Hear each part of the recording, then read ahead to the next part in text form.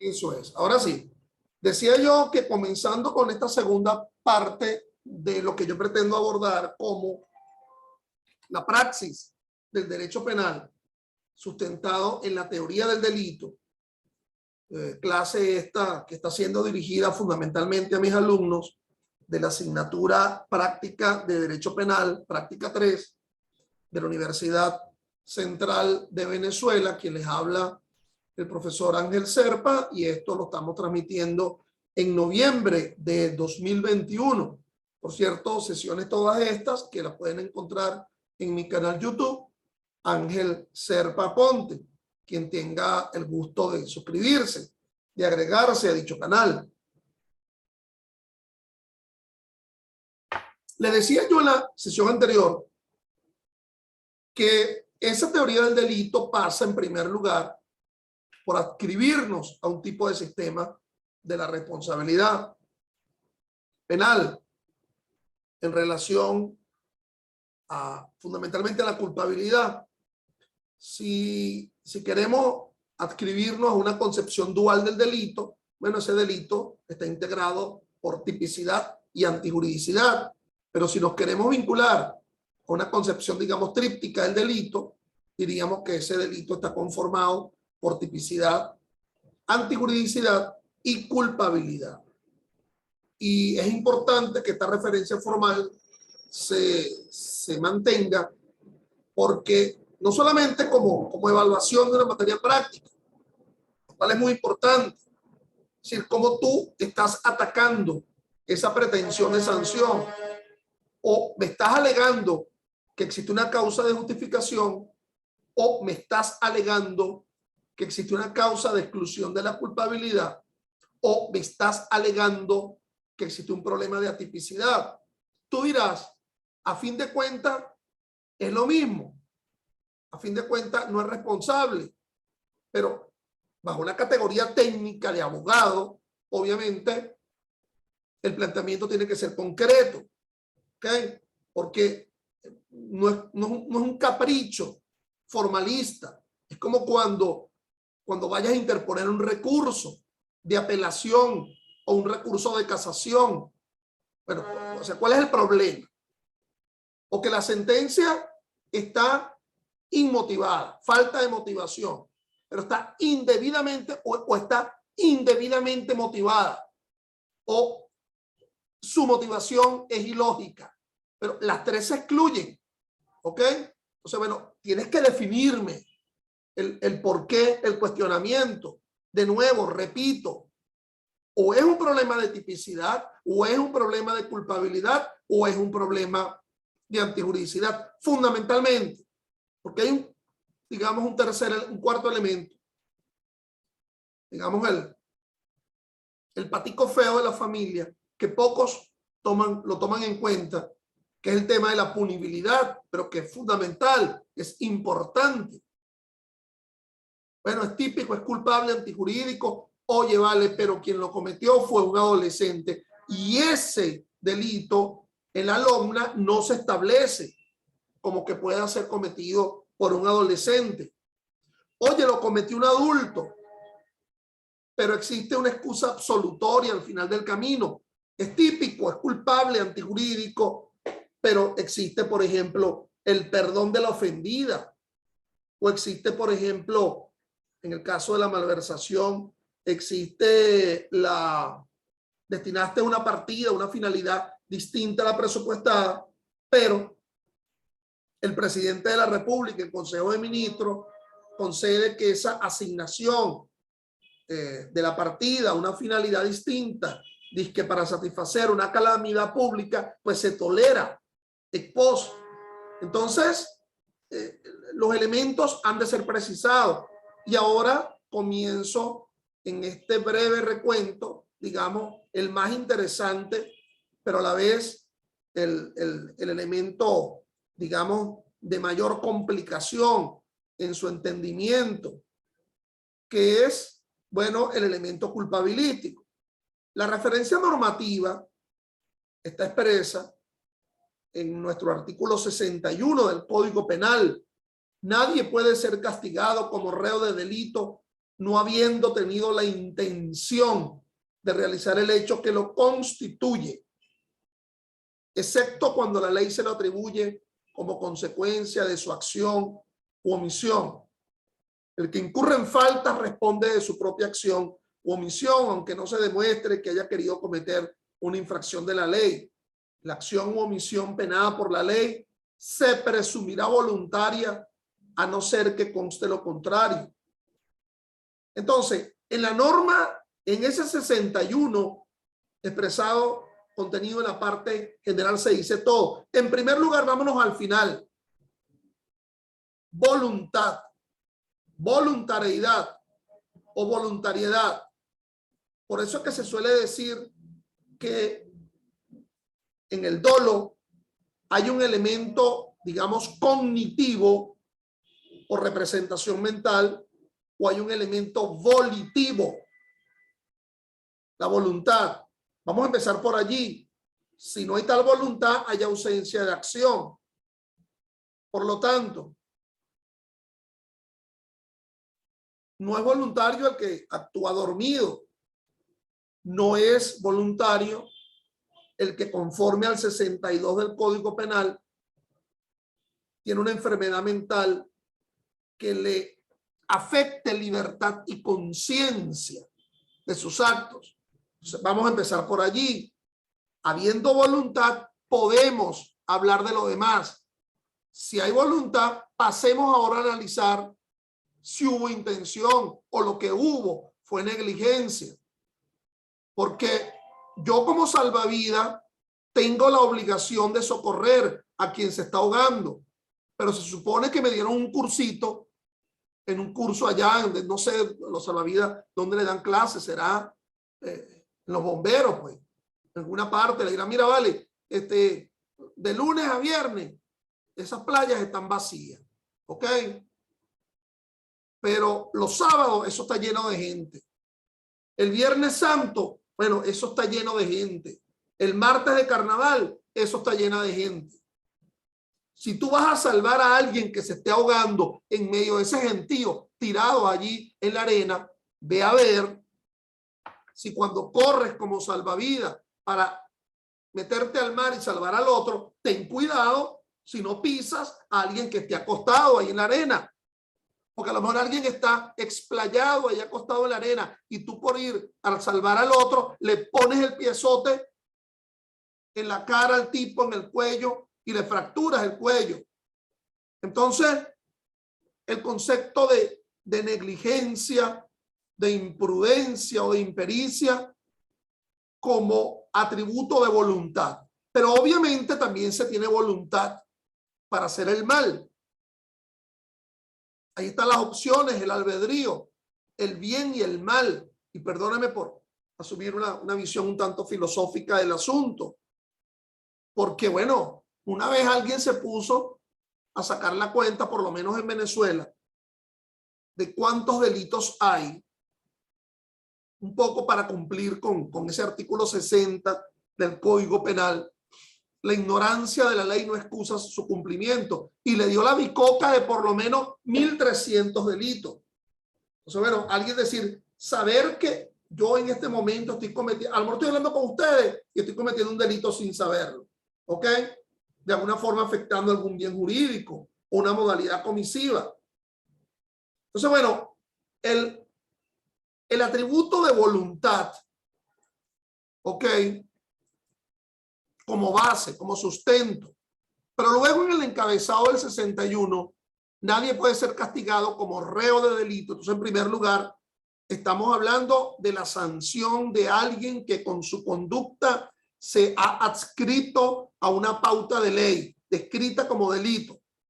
Pero entonces ahora viene la segunda frase: no habiendo tenido la intención de realizar el hecho que lo constituye. ¿Qué constituye qué? El delito. Por lo tanto, si el hecho es lo que configura la noción jurídica de delito y se dice que se exige la intención formaría parte en la propia descripción típica. Es decir, el artículo 61 del Código Penal parece vincularse a la noción dual del delito, excepto cuando la ley se le atribuye como consecuencia de su acción o omisión. Para simplificar un tanto el asunto, hay una especie de presunción de culpabilidad dolosa. Dirán, bueno, vale, pero ¿qué le pasa a este señor? ¿Será que los viernes él pierde conocimiento porque ya al final de la semana ya se le están olvidando las cosas? A mí me dijeron por ahí otros profesores que lo que hay es una presunción de inocencia. Y ahora este me está hablando de una presunción de culpabilidad. Pónganse de acuerdo o a ver si cambian esos profesores de esas universidades. No, cada una con su cada uno. La presunción de inocencia aborda un tema probatorio, procesal del asunto. ¿Ok? Es decir, para desvirtuar la natural condición de inocente de alguien se requiere prueba, pero para iniciar esa pretensión de sanción frente a alguien que es desvirtuable con prueba, primero preséntame una categoría formal, y la categoría formal es delito. Y suele denominarse o debería entenderse a partir de ese artículo 61 que todo el que comete un delito lo está haciendo con dolo. Casi que es una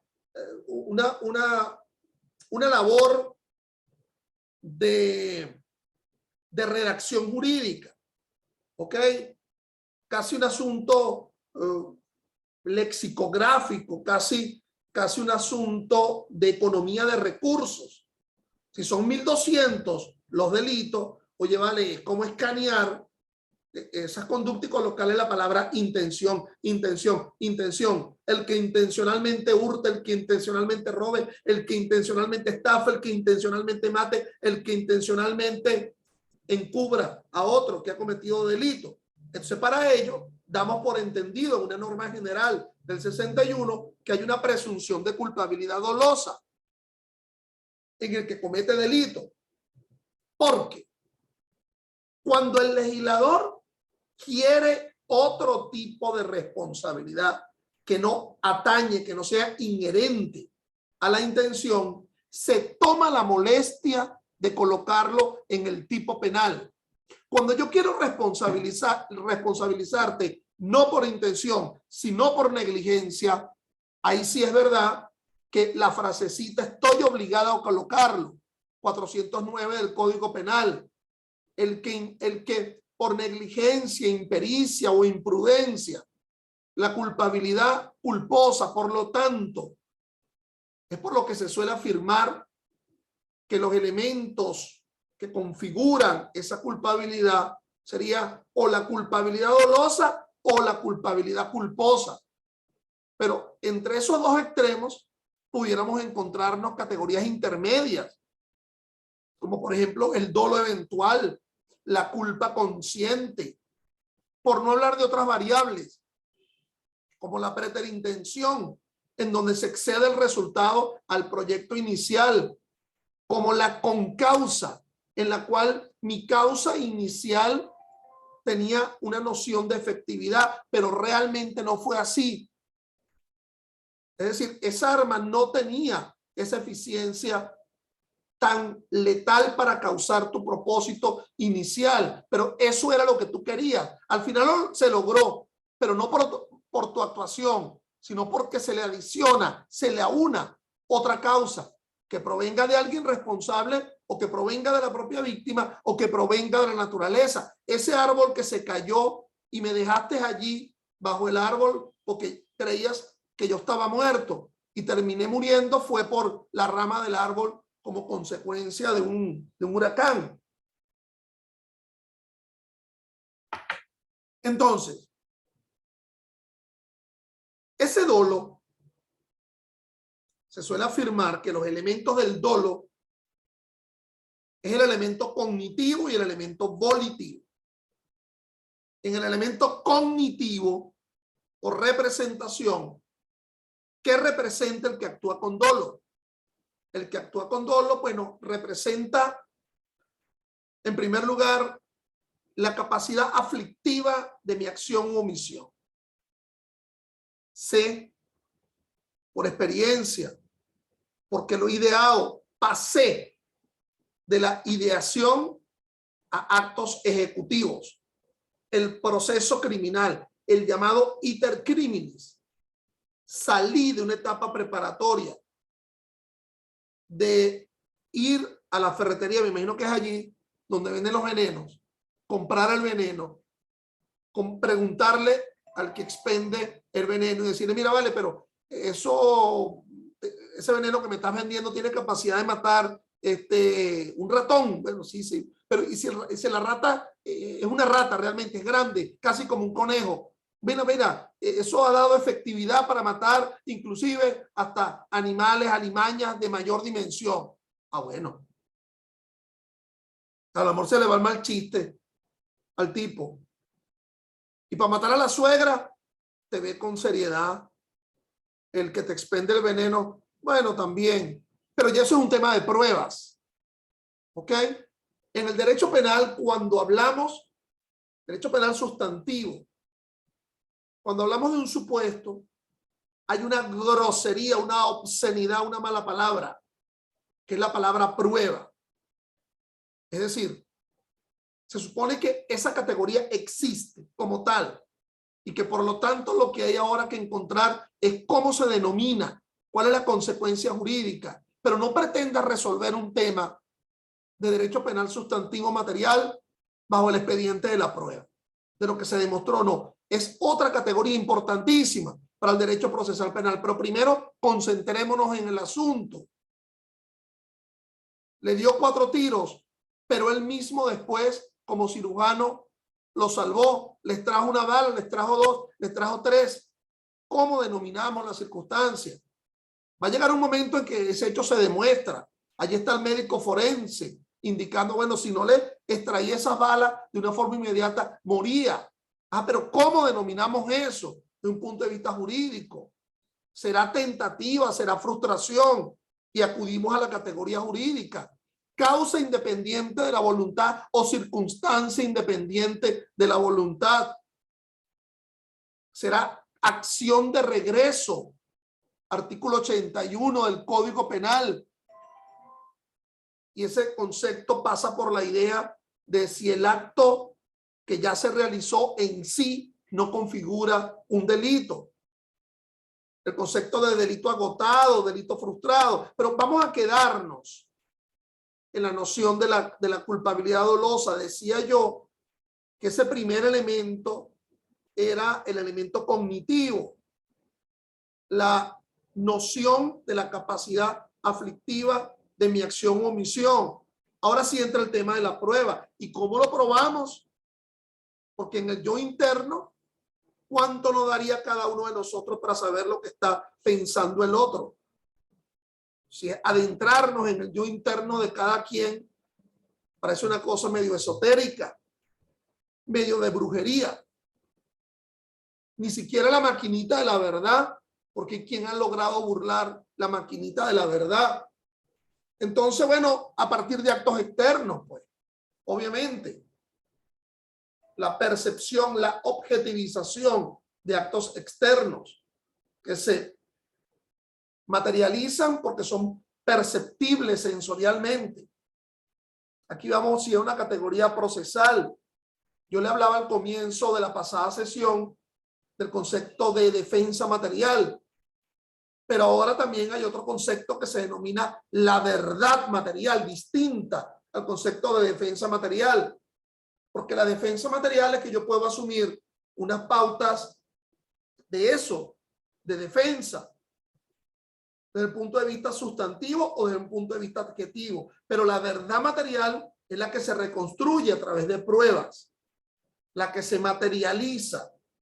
Un juez que tiene que apreciar ese hecho para realizar el silogismo decisorio, al juez se le exige silogismo, es decir, subsumir el hecho en el derecho como premisa mayor, el hecho como premisa menor, la labor de subsunción, y eso a partir de la apreciación judicial de una prueba. Pero bueno, en fin. Y el otro elemento cognitivo del dolo, saber que mi acción o omisión produce ese resultado. Saber que la extensión de mi mano es eficiente para apoderarme del bien.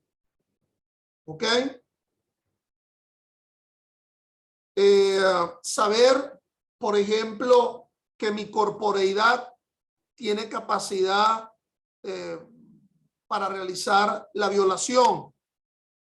¿Ok? Es decir, la conformación física tendría tal capacidad. Saber que el perrito que tengo adiestrado, pues, tiene capacidad para apoderarse del bien. Todo ello. Pero también tener la noción, obviamente, de la incolumidad del bien jurídico. Es decir, saber que ese bien todavía no ha sido afectado y que espera por mí. Saber que la persona está viva. Saber que allí está el bien mueble del otro y que el otro no ha prestado su consentimiento para que yo lo apodere. ¿Ok? Entonces, asumir ese entendimiento.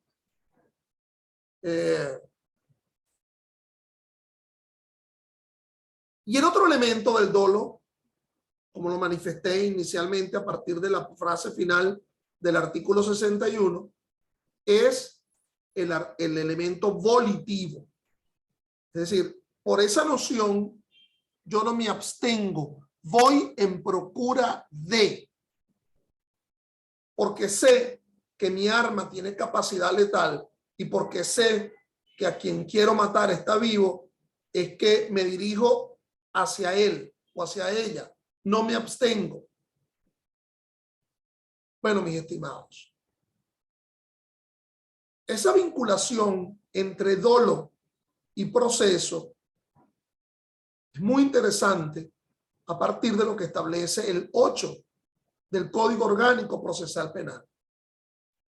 Allí está el 49.2 de la Constitución estableciendo la presunción de inocencia. Toda persona se presume inocente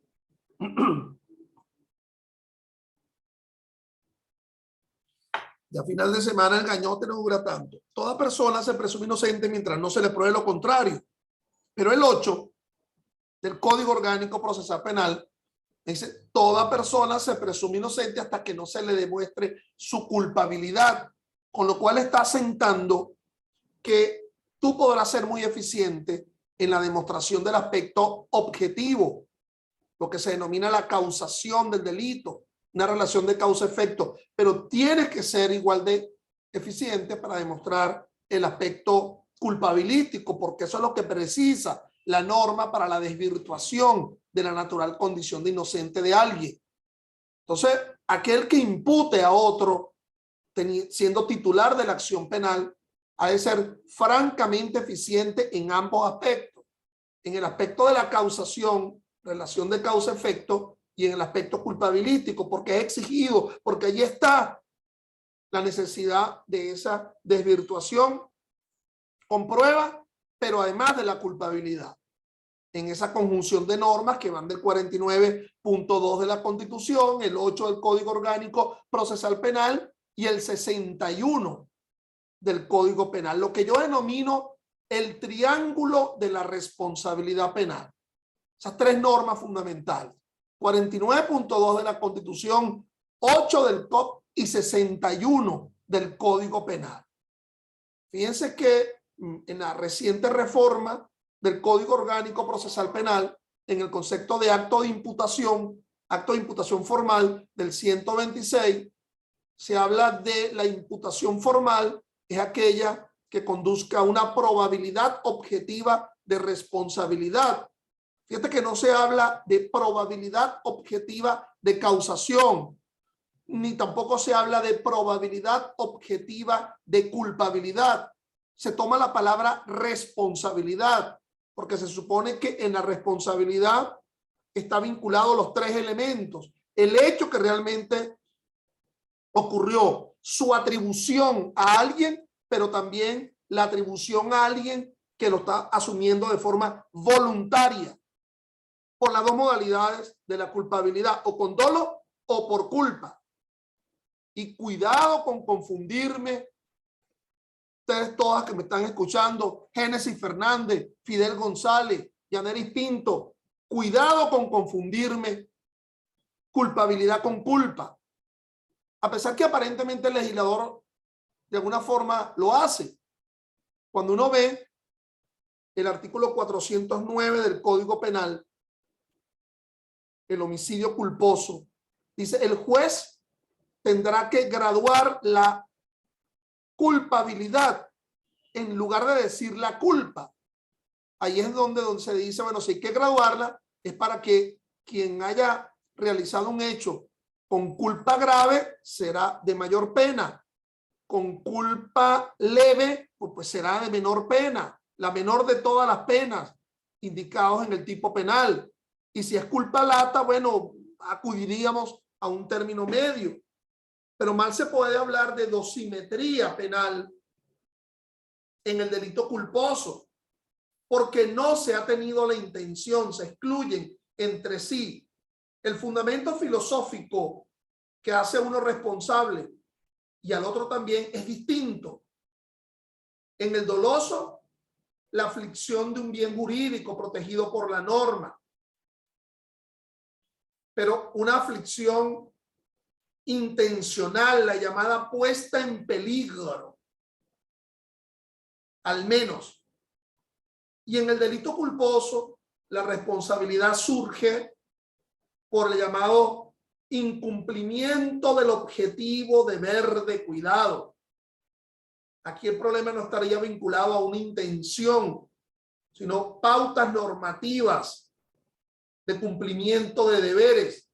Y a lo mejor a veces ni tan normativo, sino exigencias sociales, o a lo mejor son exigencias sociales momentáneas. El portero del edificio de playa que tiene una piscina, y que es lo que está ahí para abrir y cerrar puertas, pero baja la muchacha que cuida al niño y le dice: oye, vémelo un ratico ahí al niño, por favor, muchas ganas de ir al baño. Mientras voy al baño, el tipo asumió ese rol, coyunturalmente lo asumió, no estructuralmente. Dentro de la estructura de su cargo no estaba cuidar niños, pero lo asumió. Asumió un dominio del riesgo. Y bueno, se entretuvo hablando con la otra muchacha de servicio que llegó de improviso, con el heladero que pasa por la calle, cuando voltea el niño lastimosamente flotando muerto en la piscina. Entonces,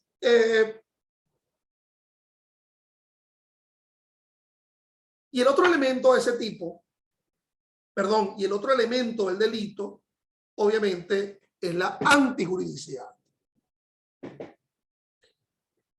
Esa antijuridicidad que quizás en cuerpos normativos como el Código Penal aparentemente no se expresa en su visión, digamos, proactiva, descriptiva esencialmente, óntica, pues, del asunto. Su epistemología pareciera no estar tan preclara, sino más bien por exclusión. Es decir, las causas de justificación, la no existencia de causas de justificación siguen haciendo antijurídico el hecho. Se suele decir que la antijuridicidad es el disvalor del hecho con respecto al derecho, pero también hay una antijuridicidad social, de contenido social. Entonces, bueno, las causas de justificación están presentes de forma general en el 65 del Código Penal, que también resta responsabilidad. En el estamento anterior, la culpabilidad, Lo que excluye la culpabilidad fundamentalmente es la inimputabilidad. Y la inimputabilidad puede ser por una circunstancia etaria. Por ejemplo, la ausencia de responsabilidad penal del niño menor de 12 años. Pero ahora reformaron la LOMNA 2015 y establecieron también que no existe sanción penal a los menores de 14 años, pero sigue siendo el concepto de adolescente sobre los 12 y solamente estableciéndose la responsabilidad penal de 14 años a menos de 17 en edad en el momento de la comisión del delito, y de 18 en adelante, bueno, la responsabilidad del adulto, pero estoy hablando como condición etaria. De igual forma, también se habla de la inimputabilidad por enfermedad mental. De nuevo, la del 62, Código Penal, la que bajo un criterio científico releva libertad y conciencia. Oye, lo que soy es abogado, pero bueno, el auxilio de la psiquiatría forense, para determinar si en ese momento, al momento de la comisión del hecho, porque no es un problema de forma de ser, es un problema de que si esa causa estaba presente al momento de la comisión del hecho, qué sé yo, la esquizofrenia. Entonces dirá el psiquiatra, bueno, pero las voces no las escucha siempre. Este paciente suele escuchar voces es en la mañana, cuando se despierta. Estoy de verdad lucubrando, no sé si el esquizofrénico escucha voces de forma constante, pero a lo mejor dirá, bueno, de noche, cuando se toma la pastilla, Ritalin se llama, no sé, de alguna forma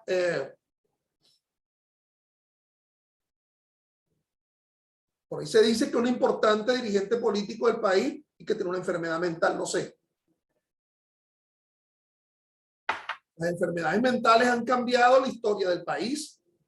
Ustedes son muy jóvenes, pero recuerden, allá en el año 1945, iba a haber un candidato de consenso entre el gomecismo sin Gómez y la Nueva Fuerza Democrática, Diógenes Escalante, y se volvió loco.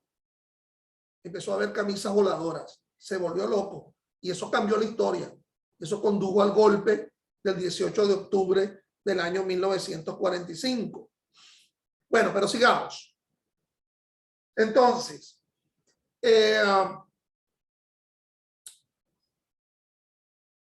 la inimputabilidad por enfermedad mental. Ahí estaría ubicable también el tema de circunstancias que no aluden a una enfermedad, pero sí una circunstancia de ausencia de voluntad exigida en el 61, parte final del Código Penal, el sonambulismo, etcétera. ¿Ok? Los llamados actos reflejos. Pero también existe el error. El error de tipo, el error de prohibición, el aberratio ictus, error en la persona, error en el golpe, que de alguna forma releva de responsabilidad penal, a lo mejor total o a lo mejor parcial. El otro tema es la ingesta de tóxicos. 64, Código Penal. Y existe lo que se denomina el actio libere in causa. Si yo consumo el tóxico, más bien para ello permitirme cometer el delito, estoy pretendiendo colocar previo al hecho, pero por propia voluntad, una circunstancia que me eximiría de responsabilidad penal, y todo lo contrario, más bien te lo agrava, porque la ingesta del tóxico te envalentona, te hace provocador, ¿ok? O pendenciero, sabiéndolo tú. Entonces, pero también el que por primera vez consume un tóxico, droga o alcohol, y que no sabe los efectos, bueno, podría llegar inclusive hasta disminuir o exonerar de responsabilidad penal. Entonces, fíjense que está tendiendo siempre al tema de la voluntad, de la conciencia. Bueno,